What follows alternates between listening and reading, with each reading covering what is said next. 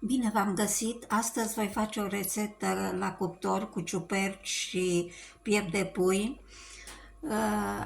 Pentru aceasta am nevoie de 1 kg de ciuperci. Cozile le-am tăiat aici. Normal, inițial am spălat ciupercile. Cozile le-am tăiat felii subțiri. Ciupercile de asemenea, după spălare, le-am tăiat tot felii. Și am mai curățat 2 cepe albe și 2 roșii și le-am tăiat în 2 și apoi tot felii.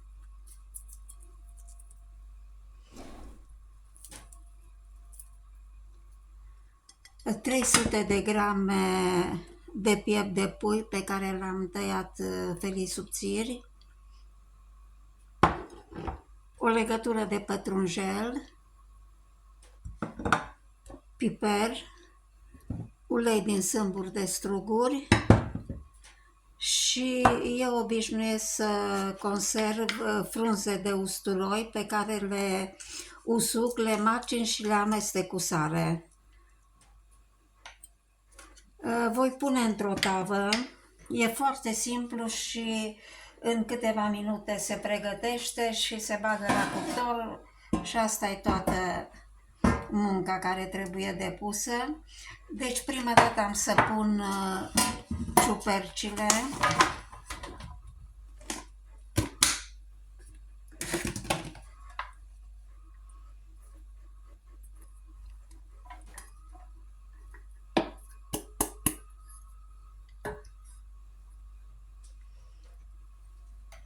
Am să pun o linguriță din pudra de usturoi cu sare.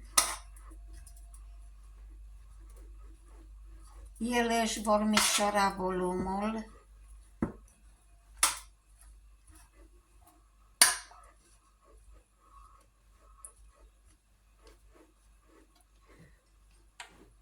Pun peste ciuperci ceapa.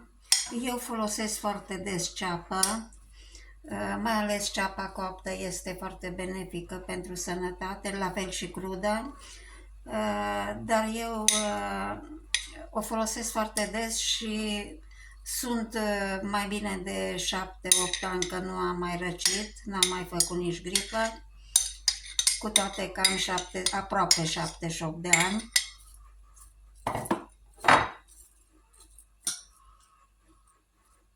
Mai pun puțin, cam o jumătate de linguriță pudră de coz de usturoi cu sare și peste am să pun carnea.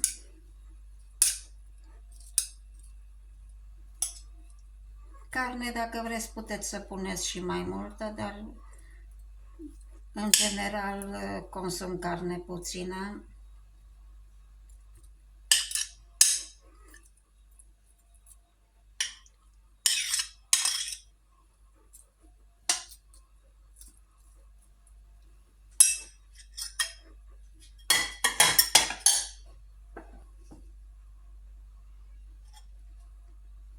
Mai pun o jumătate de linguriță pudră de usturoi cu sare. Acum am să adaug ulei de struguri făcut din sâmburi de struguri, cam 2, maxim 3 linguri. Eu de obicei le aproximez, nu măsor cu lingura.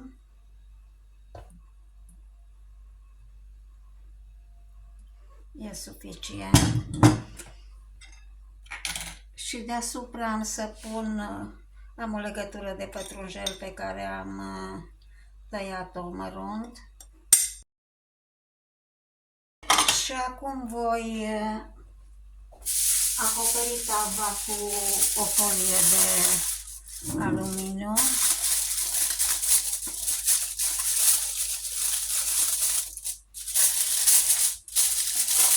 Și o fac la cuptor pentru circa o oră. Eu folosesc la cuptorul la aragaz, cuptorul aragazului la poziția 2 de obicei merg. Și o pun la cuptor. În timp ce se pregătesc ciupercile la cuptor, voi prepara orez pe care îl servesc alături de ciuperci. Voi pregăti orezul. Am un bol de 200 de ml cu orez, în care voi pune 600 de ml apă, deci de 3 ori volumul în apă față de orez, și îl pun la fiert.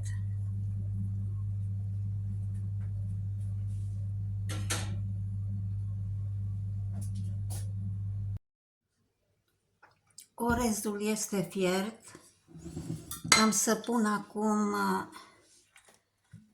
o lingură de ulei de struguri.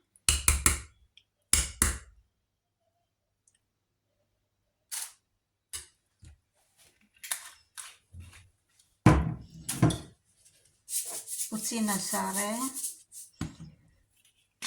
piper după gust. Și cât e fierbinte, se mai poate adăuga un ou crud și se amestecă foarte bine să nu se coaguleze oul, dar eu n-am să pun acum ou. Este foarte gustos și cu ou.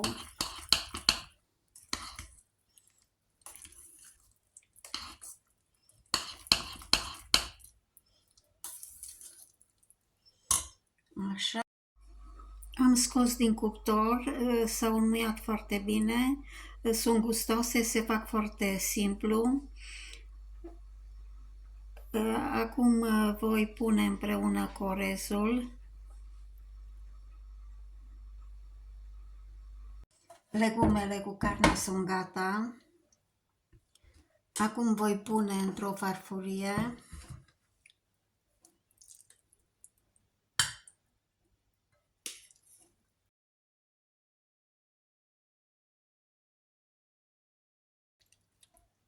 Și de jur împrejur voi pune ciuperci cu carne.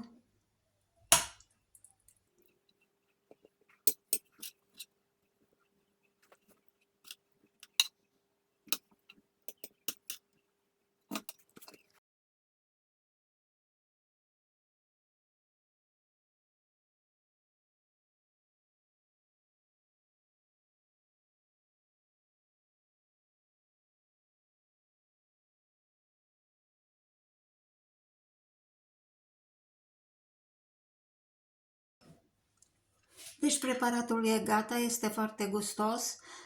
Vă doresc poftă bună!